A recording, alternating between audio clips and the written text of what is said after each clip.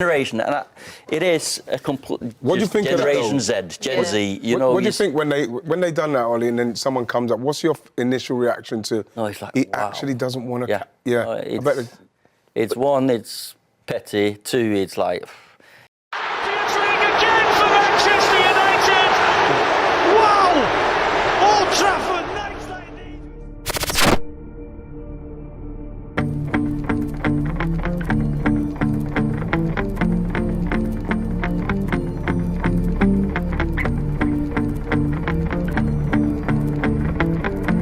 Legenda Manchester United Ole Gunnar Solskjaer mengenang masa saat ia menjadi pelatih mantan klubnya tersebut pada 2018 hingga 2021. Pada 2018, Man United memecat Jose Mourinho dan menunjuk Solskjaer sebagai pelatih interim. Solskjaer sukses mengangkat performa The Red Devils hingga akhirnya diangkat menjadi pelatih tetap sebelum akhirnya dipecat juga pada November 2021 menyusul performa buruk tim. 3 tahun berlalu dan Solskjaer berbicara dengan dua mantan rekan setimnya, Gary Neville dan Roy Keane, dalam acara Stick to Football yang ditayangkan di YouTube. Dalam perbincangan tersebut, Solskjaer menyindir Gen Z.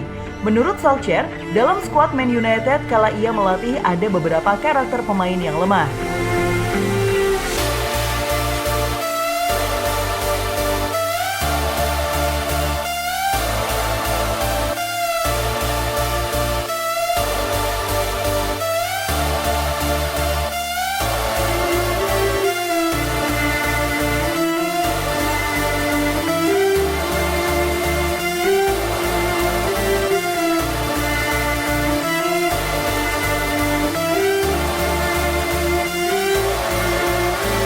Tidak ada yang berkata tidak untuk jadi kapten tim. Itu hanya untuk beberapa laga tertentu. Saya tidak ingin jadi kapten laga ini, serang Solskjaer. Apa yang membuat pria asal Norwegia itu kecewa adalah para pemain tak berani berbicara sendiri, mengandalkan orang lain untuk menyampaikan pesannya kepada pelatih. Mereka tak mau mengatakannya sendiri. Mereka meminta orang lain datang kepada saya dan mengatakannya. Itu mengecewakan. Generasi berbeda, Gen Z, disayangkan dan menunjukkan kurangnya ambisi. Tambahnya, bahkan beberapa pemain Man United tidak mau melakukan sesi wawancara jelang pertandingan, serta kesulitan menghadapi kritik dari para pandit sepak bola.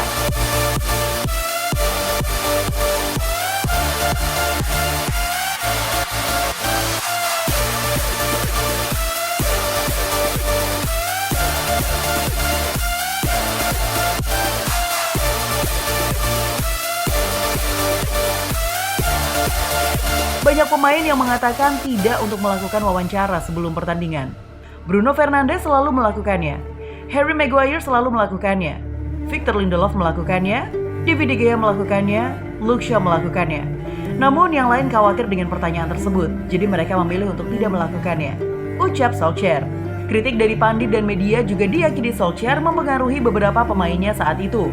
Apabila mereka tak mengetahuinya langsung, orang-orang di sekitarnya memberitahunya. Jika menyangkut masalah pribadi tentang karakter, mereka mendengarkan dan memikirkannya lebih dari yang Anda pikirkan. Pungkasnya.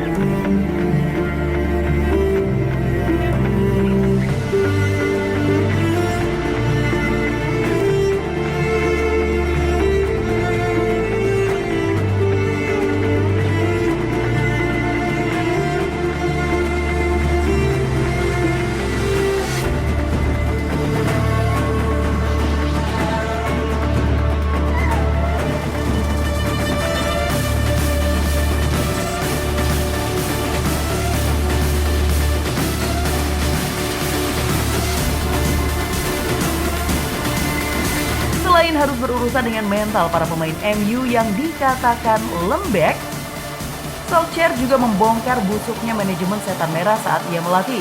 Salah satu momen busuknya manajemen yang diceritakan oleh Gunnar Solskjaer adalah peluang besar Manchester United mendatangkan Erling Haaland dan Jude Bellingham di usia muda. Ole Gunnar Solskjaer sempat merekomendasikan manajemen Manchester United untuk mendatangkan Erling Haaland dari Molde pada musim panas 2018. Saat itu Ole Gunnar Solskjaer masih berstatus sebagai pelatih Molde, sekaligus bos dari Erling Haaland. Erling Haaland yang saat itu baru berusia 18 tahun, secara jumlah gol memang tidaklah banyak, namun Ole Gunnar Solskjaer melihat penyerang asal Norwegia ini memiliki kualitas. saya menangani Erling Haaland di Molde selama 2 musim. Sebelum saya menangani Manchester United, saya menelpon Manchester United dan berkata, Anda harus merekrut Erling Haaland karena dia akan menjadi pemain top. Namun mereka mengatakan tidak karena memburu pemain lain, kata Ole Gunnar Solskjaer. In Molde for about 18 months. Yeah, 2 seasons, more or less. And the summer before I got here, we're in Manchester. Yeah. I rang the club, said, you've got to sign this boy. He'll be top, absolutely top class. That was June, July 18. And they said, no, they had enough reports. So, okay, no problem. Then I become the temporary or Kemudian cerita yang hampir sama juga terjadi saat Solskjaer coba meyakinkan manajemen MU untuk mendatangkan Jude Bellingham pada 2020. Jude Bellingham yang berstatus pemain Birmingham City sudah datang ke Old Trafford, namun manajemen menolak untuk mengontraknya. Jude Bellingham ada di dalam gedung bersama Sir Alex Ferguson, Brian Robson, dan Eric Cantona. Kita semua berbicara dengannya. Ia merupakan pemain 17 tahun paling dewasa yang pernah saya temui, kata Solskjaer. Lagi-lagi dengan dalih yang sama, manajemen Man United saat itu menolak mendatangkan Bellingham karena datanya tidak sesuai dengan keinginan manajemen Setan Merah. Kini, Jude Bellingham muncul sebagai mesin gol Real Madrid. Dari 31 pertandingan di semua kompetisi, ia mengemas 20 gol dan 9 assist. Hal ini menjadikannya sebagai salah satu pemain top dunia. He was in the building. You can't ask for a lot more for a midfielder because I was there obviously as the manager. Sir Alex was there. Roy should have been there, but you weren't. But Brian Robson was there and Cantona was there that day when he came to the club. So we all spoke to him, and of course we sold it to him as well as we could. But he knew what he wanted. X amount of minutes in the first team. That's it. The most mature. He was 17 at the time. Yeah. Most mature 17-year-old I've ever met in my life.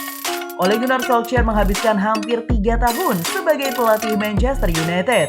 Dengan buruknya sikap pemain hingga manajemen membuatnya harus bertahan di kondisi di mana ia selalu jadi biang masalahnya jika MU mengalami hasil minor.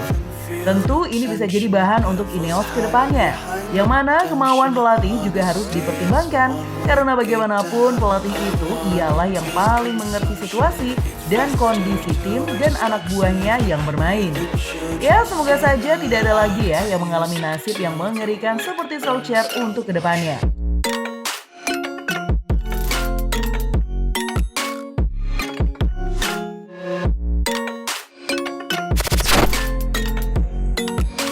Gimana football lovers? Aduh, masih seru banget ya.